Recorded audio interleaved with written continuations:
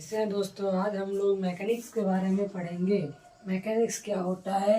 It is a branch of the science which deals with the study of force and it's effects on the body. मतलब science का एक branch है जिसमें हम force के effect के बारे में हम लोग पता करते हैं। जस्ट हम लोग एग्जाम्पल में समझेंगे। मान लीजिए ये हमारा एक बीम है, तो इस बीम पर हम लोग कुछ ना कुछ फोर्स इस पर गिरता है। हम आपको ड्राइंग दिखाकर समझाते हैं। ये मान लीजिए ये एक बीम है, बीम पर कुछ ना कुछ इसमें फोर्स हम लोग इंटरनल फोर्स हम लोग गिरता ही रहता है। इधर बीम को हम लोग दो तरफ में सपोर्ट देते हैं, इसमें कुछ ना कुछ फोर्स गिर रहा है। उसी फोर्स को हम लोग स्टडी करते हैं मैकेनिक्स में। जैसे हम कंस्ट्रक्शन का एग्जाम्पल ले लें, कोई भी चीज़ होता है उस पर कुछ ना कुछ फोर्स गिरता है। जैसे हम लोग मशीन के बारे में जानेंगे, मशीन पर भी कुछ ना कुछ फोर्स गिरता रहता है। जैसे पिस्टन है, पिस्टन पर हम लोग फोर्स देंगे तो वो आगे पीछे मूव करेगा। तो पिस्टन का एग्जाम्पल में भी वो एक फोर्स होता है। तो हम लोग सिंपल सा समझेंगे। मैकेनिक्स में हम स्टडी करते हैं फोर्स और इफेक्ट के बारे में। साइंस का वो ब्रांच है, इसमें सब कौन सा फोर्स लग रहा है, इंटरनल फोर्स लग रहा है। जैसे पिस्टन मूव करता रहता है, उसमें उसका जो सर्कुलर है उसका हम लोग चीज़ देखते हैं। ये रहता है पिस्टन के बारे में। तो आज ये हम लोग मैकेनिक्स के बारे में समझ गए।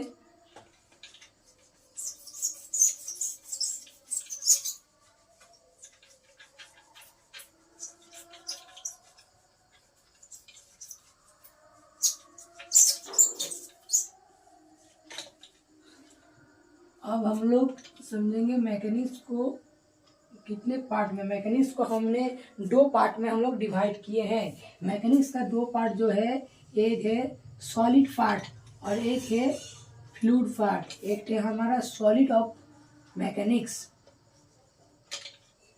सॉलिड ऑफ मैकेनिक्स, और एक है फ्लूइड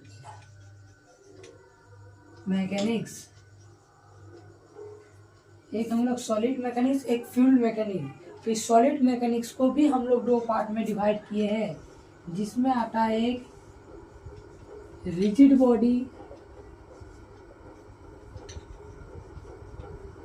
और एक में आता है deformation body.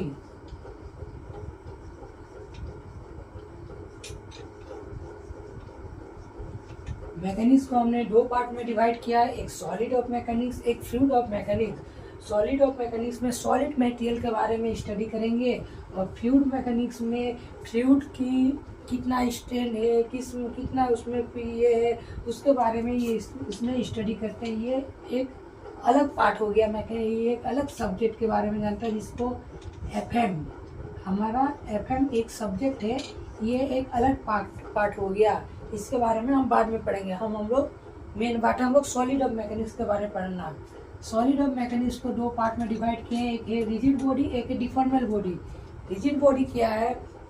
Rigid body imagine करके हम उसका रिजिड बॉडी निकालते हैं, जिसमें एक कुछ भी पार्ट हो उसको हम लोग रिजिड बॉडी, जिसमें कुछ तोड़ नहीं सकते, वो हमेशा रिजिड ही रहेगा, पूरा फोर्स में रहेगा, वो उसको रिजिड बॉडी होता है। और एक डिफॉर्मेशन बॉडी, डिफॉर्मेशन में जिसका हम लोग कुछ उसमें तोड़ सकते हैं, डिफॉर्मेशन होता है, उसको हम लोग डिफॉर्मेशन बॉडी बोलते हैं। डिफॉर्मेशन बॉडी जो है उसमें हम लोग ये स्ट्रेन ऑफ मटेरियल जो सब्जेक्ट होता है वो डिफॉर्मेशन बॉडी के अंदर आता है। स्ट्रेन ऑफ मटेरियल जो सब्जेक्ट होता है वो डिफॉर्मेशन बॉडी में आता है। और रिजिड बॉडी में हमारा मैकेनिक्स सब्जेक्ट आता है, वो रिजिड बॉडी में आता है। मतलब मैकेनिक्स जो है ये रिजिड बॉडी जो है मैकेनिक्स का वो एक पार्ट है जिसमें हम सॉलिड की स्टडी करते हैं। जैसे सॉलिड की स्टडी करते हैं, लेकिन उसमें रिजिड बॉडी होता है। और डिफॉर्मेशन बॉडी जो है मैकेनिक्स का वही एक पार्ट है जिसमें हम सॉलिड ऑफ द मैकेनिक्स के बारे में स्टडी करते हैं, जो हम डिस्टेंस ऑफ द मटेरियल के सब्जेक्ट के नाम से जानते हैं, उसके बारे में स्टडी करते हैं। आज का वीडियो में इतना ही। अगले वीडियो में हम समझेंगे स्ट्रेन ऑफ द मटेरियल में क्या क्या इसमें इफेक्ट होता है, स्ट्रेन ऑफ द मटेरियल में क्या क्या हम लोग पढ़ेंगे, इसके बाद वाले वीडियो में जानेंगे। आज का वीडियो में ही ठीक है।